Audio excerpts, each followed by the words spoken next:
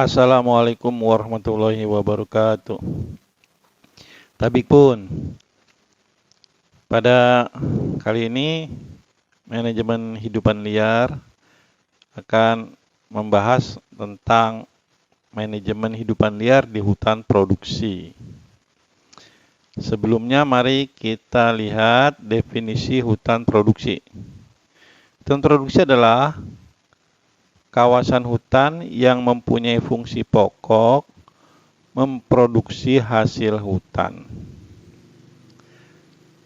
Kemudian hutan ini ditata berdasarkan pembagian blok.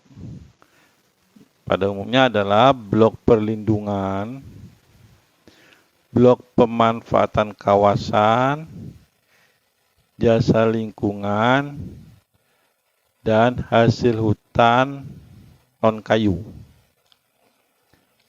Selanjutnya blok pemanfaatan hasil hutan kayu berupa hutan alam atau dari hutan alam. Kemudian blok pemanfaatan hasil hutan kayu pada hutan tanaman. Kemudian blok pemberdayaan masyarakat dan terakhir blok khusus.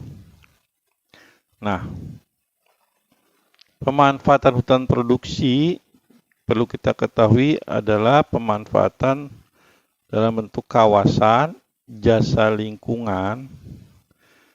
Jasa lingkungan termasuk biodiversity, keanekaragaman, flora, satwa liar.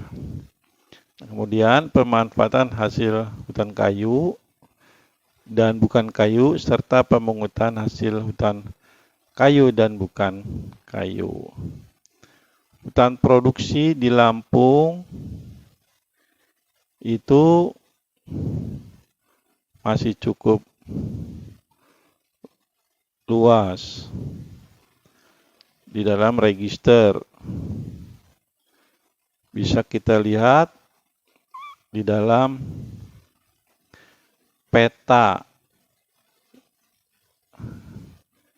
yang berwarna kuning. Nah, nanti kita lihat hutan produksi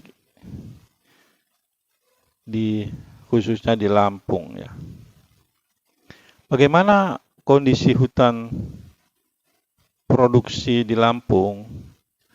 Apabila kita lihat, maka berisi tanaman karet.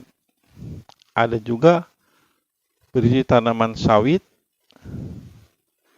bahkan ada juga tanaman jagung, tanaman tebu, agroforestry, hutan alam, dan juga bahkan pemukiman. Ini sangat bervariasi dan menarik untuk diteliti. Bagaimana satwa liar di hutan produksi? Tentu habitatnya semakin terfragmentasi karena banyaknya perubahan vegetasi. Ya. Kemudian habitatnya banyak yang semakin hilang karena berubah menjadi tanaman, baik tanaman semusim palawija maupun tanaman kayu yang homogen, monokultur. Nah, satwa liar di hutan produksi tentu akan terpusat pada sumber-sumber air seperti sungai, rawa, atau kalau ada bukit atau tebing-tebing yang sulit bisa, atau puncak bukit. Nah, semakin menuju kepunahan satwa liar di kantong-kantong habitat di hutan produksi ini yang perlu kita antisipasi. Nah, jenis satwa liar di hutan produksi pun masih bervariasi. Ada primata, karnivora, herbivora, reptil, amfibi, dan berbagai macam burung. Apakah satwa liar di hutan produksi ini akan dibiarkan terus-menerus sampai hilang atau punah? Itu tentu kita tidak menginginkan, ya. Nah, perlindungan satwa liar tentu dibutuhkan, terutama pada lokasi-lokasi yang menjadi kantong-kantong atau yang tersisa hutan alamnya, ya. Nah, ataupun koridor-koridor sepanjang sungai.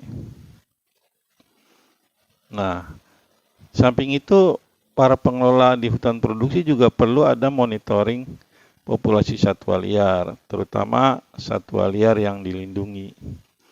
Kalau seandainya satwa liar di hutan produksi sudah semakin tertekan, maka perlu ada pertimbangan translokasi atau pemindahan satwa liar, seperti misalnya harimau. Harimau berada di hutan produksi yang semakin menyusut habitat aslinya, sehingga perlu pertimbangan translokasi kalau sudah tidak lagi memungkinkan kehidupannya di sana. Kemudian di dalam perlindungan ini tentu perlu ada peran serta pengelola dan masyarakat agar tidak mengganggu satwa liar atau bahkan berburu, karena mereka homeringnya pun sudah terbatas, habitatnya sudah semakin berkurang, semua tentu semakin tertekan, dan ini sangat rawan untuk menuju pada kepunahan lokal. Dan perlu ada penegakan hukum. Dan di samping itu, manajemen juga dapat memanfaatkan satwa liar di hutan produksi untuk kegiatan ekowisata. Itu yang perlu dipertimbangkan sebagai pengelola kawasan hutan produksi. Demikian manajemen hidupan liar di hutan produksi. Assalamualaikum warahmatullahi wabarakatuh.